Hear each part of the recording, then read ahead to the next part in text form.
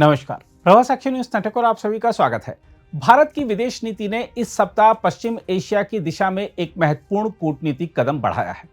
3 नवंबर को भारत बहरीन उच्च संयुक्त आयोग यानी हाई जॉइंट कमीशन की 5वीं बैठक नई दिल्ली में हुई, जिसकी सह अध्यक्षता विदेश मंत्री डॉक्टर एस जयशंकर और बहरीन के विदेश मंत्री डॉक्टर अब्दुल लतीफ बिन राशिद अल जायानी ने की। इसके तुरंत अगले दिन यानी 4 नवंबर को इजराइल के विदेश मंत्री भारत पहुंचे। यह उनकी भारत यात्रा का पहला अवसर था। दोनों बैठकों के केंद्र में भारत की संतुलित और बहुआयामी पश्चिम एशिया नीति स्पष्ट रूप से दिखाई दी। जयशंकर ने दोनों अवसरों पर अपने वक्तव्यों में यह रेखांकित किया कि भारत अब केवल ऊर्जा या व्यापार साझेदार नहीं, बल्कि एक रणनीतिक सहयोगी और स्थिरता के सहभागी के रूप में क्षेत्र में सक्रिय भूमिका निभा रहा है। भारत बहरीन संबंध को देखें तो दोनों देशों के रिश्ते सदियों पुराने हैं। अरब सागर के जलमार्गों से आरंभ हुआ यह रिश्ता अब रक्षा, अर्थव्यवस्था, स्वास्थ्य, संस्कृति और प्रौद्योगिकी के क्षेत्रों तक फैल चुका है। 5वीं उच्च संयुक्त आयोग बैठक में दोनों देशों ने रक्षा, सुरक्षा, अंतरिक्ष, फिनटेक, स्वास्थ्य और व्यापार के क्षेत्रों में नए आयाम जोड़े। जयशंकर ने अपने भाषण में बहरीन को जीसीसी यानी गल्फ कोऑपरेशन काउंसिल का अध्यक्ष बनने पर बधाई दी और भारत जीसीसी साझेदारी को आगे बढ़ाने की इच्छा जताई। उन्होंने इस बात पर भी बल दिया कि भारत और बहरीन साझा क्षेत्रीय स्थिरता और शांति के लक्ष्य में एकमत हैं।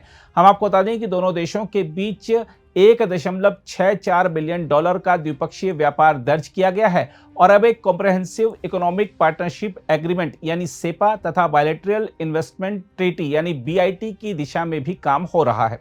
साथ ही दोनों देशों ने डबल टैक्सेशन अवॉइडेंस एग्रीमेंट यानी डीटीएए की पहल की है, जिससे निवेश और व्यापार को नई गति मिलेगी। महत्वपूर्ण बात यह रही कि भारत ने बहरीन में 3 नौसैनिक जहाजों की तैनाती का उल्लेख करते हुए क्षेत्रीय समुद्री सुरक्षा को सुदृढ़ करने की प्रतिबद्धता दोहराई है।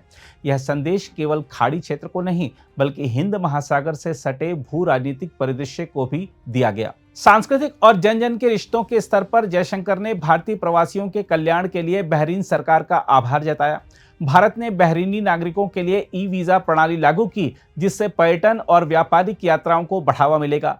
भारत ने इस बैठक में गाजा शांति योजना का समर्थन करते हुए यह भी स्पष्ट किया कि पश्चिम एशिया में स्थायी समाधान संवाद और परस्पर विश्वास से ही संभव है। वहीं दूसरी ओर भारत इजराइल संबंध साझेदारी से रणनीतिक एकजुटता तक बढ़ते दिख रहे हैं। इजराइल के विदेश मंत्री की भारत यात्रा को जयशंकर ने विश्वास और विश्वसनीयता की साझेदारी करार दिया। उन्होंने यह भी कहा कि भारत और इजराइल की साझेदारी में रणनीतिक शब्द केवल औपचारिकता नहीं, बल्कि वास्तविकता है। दोनों देशों ने आतंकवाद को साझा चुनौती बताते हुए जीरो टॉलरेंस पॉलिसी को वैश्विक स्तर पर अपनाने का आह्वान किया। भारत ने इजराइल में हाल की आतंकवादी घटनाओं और गाजा संकट पर चिंता जताई और गाजा शांति योजना के समर्थन में खड़ा होने का संकेत दिया।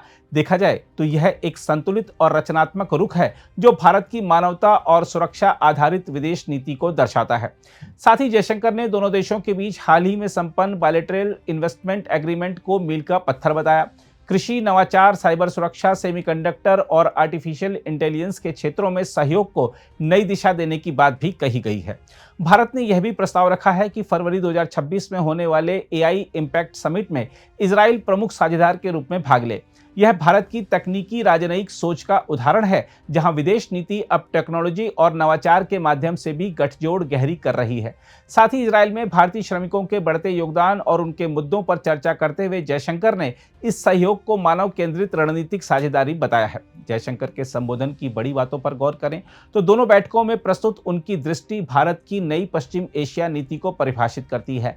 यह एक ऐसी नीति है जो ना तो किसी एक गुट के पक्ष में है, न विरोध में, बल्कि यह सहयोग, स्थिरता और बहुस्तरीय साझेदारी पर आधारित है।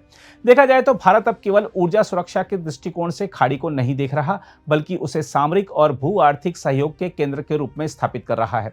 इजराइल और बहरीन 2 ऐसे देश हैं जिनके बीच अब्राहम समझौते के बाद नए संबंध बने हैं और भारत दोनों के साथ समानांतर संवाद रखकर संतुलनकारी शक्ति की भूमिका निभा रहा है। इसके अलावा जयशंकर के भाषणों में बार बार गाजा पीस प्लान का उल्लेख यह दर्शाता है कि भारत अब मध्यस्थता और नैतिक कूटनीति की भूमिका निभाने की दिशा में बढ़ रहा है।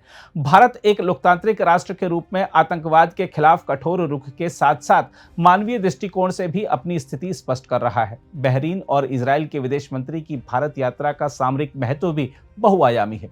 बहरीन और इजराइल दोनों भारत के टेक्नोलॉजी, फिनटेक और रक्षा क्षेत्र के साझेदार बन रहे हैं। साथ ही बहरीन में भारतीय नौसैनिक उपस्थिति हिंद महासागर और अरब सागर में भारत की निगरानी क्षमता को सुदृढ़ करती है। वहीं इजराइल के साथ रक्षा और साइबर क्षेत्र में गहराते रिश्ते तथा बहरीन के साथ खाड़ी में कूटनीतिक उपस्थिति भारत को क्षेत्र में संतुलनकारी शक्ति बनाते हैं।